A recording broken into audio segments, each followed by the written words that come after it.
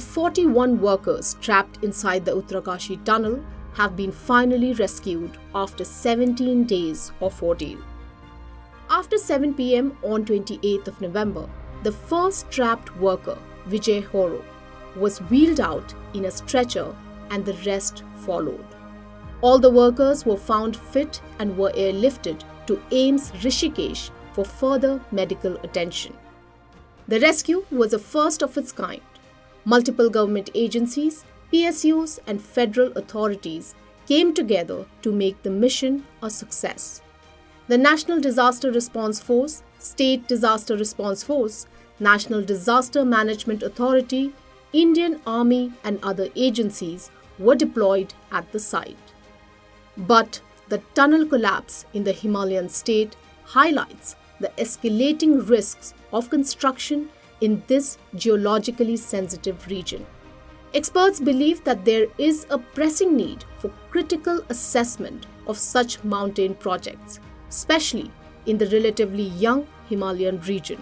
Any proposed highway in India extending beyond 100 kilometers needs an environment clearance. The Char Dham project, which seeks to build all-weather roads connecting the Hindu holy towns of Gangotri, Yamunotri, Badrinath and Kedarnath, runs more than 900 kilometers.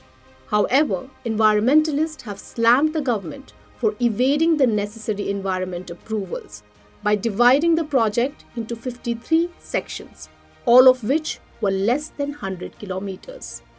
Experts have said that the Uttarkashi tunnel collapse revealed blatant violations of environmental norms, as no environmental impact assessment was conducted before the project commenced. A 2020 report titled Environmental Cost of the Char Dham project had flagged concerns in road widening process and hill cutting, as well as inefficient disposal of debris.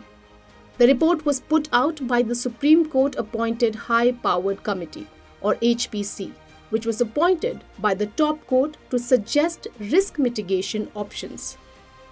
However, the committee's chairman Ravi Chopra had resigned in 2021, expressing disappointment over the brazen widening of roads in the Himalayas.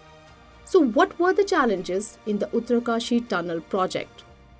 The necessary geology of sheared rocks, which was to be taken into consideration while digging, that didn't happen. Secondly, the work was happening on a wrong road with design, and thirdly, there has been no environment impact assessment for this particular project. Because what happened was that in the rush of getting the project done fast, the Ministry of Road Transport divided the projects into small portions, each of which was less than 100 kilometers, so that they could bypass the EIA. There are currently 29 under construction tunnels in the country, out of which 12 are being constructed in the sensitive zones of Himachal Pradesh and 6 in Jammu and Kashmir. Escape routes are a necessary safety measure during construction of tunnels, and those routes are to be built during the construction stages itself for the workers. But reports suggest that no escape route was built in the Silkyara tunnel, flouting an important safety measure.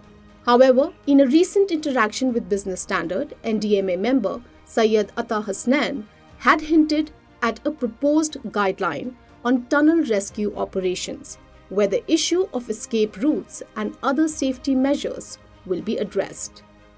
In major tunnel projects, the absence of a dedicated safety committee with either the NHAI or the BRO is also a concern. Without it, contractors resort to cost-cutting methods, endangering the safety of workers. And the geopolitical landscape has added another layer of complexity. Recent India-China border politics is driving rapid development of roads and tunnels in the Himalayas, often neglecting environmental consequences. Experts emphasize that while infrastructure is vital for national security, it should not come at the expense of the environment. We gave our report. The title of the report was, we submitted this report to Supreme Court, that this stable environment is the best defense. Disaster prone wider road would not serve the defense. The road can be narrower, smooth on the curve, so that all kind of defense vehicle can move easily, but it should be disaster resilient. In the Himalayas, it's very high chances that many places, if you deal a little casually, the landslide, the slope failure could become chronic.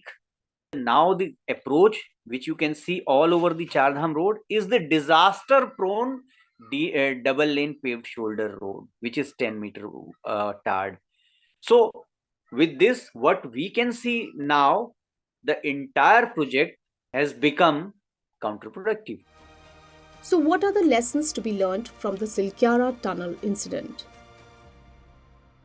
What we need is that we need to regulate the road width. We can always follow this cut and fill method, which is what was supposed to happen right from the beginning, instead of the cut and dumping method. For a larger road width, you need a lot of cutting. And all of that cutting generates a massive quantity of muck. And that muck gets deposited in the khads. So what we need to do is that we need to adopt a cut and fill approach. So you cut and then you fill. There is a backfilling. So the areas where they have already cut, amends can actually be done. We can do a lot of plantation and try to bind the soil. The Uttarkashi tunnel collapse serves as a wake-up call, highlighting the negligence of government agencies and builders. Experts emphasize the importance of learning from past incidents and utilizing the wealth of expertise and research papers available.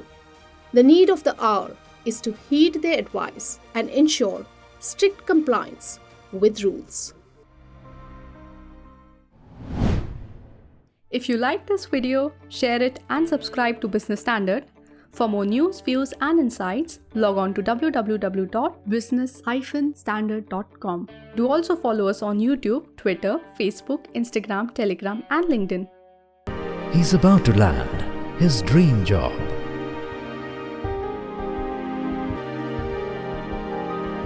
Business Standard.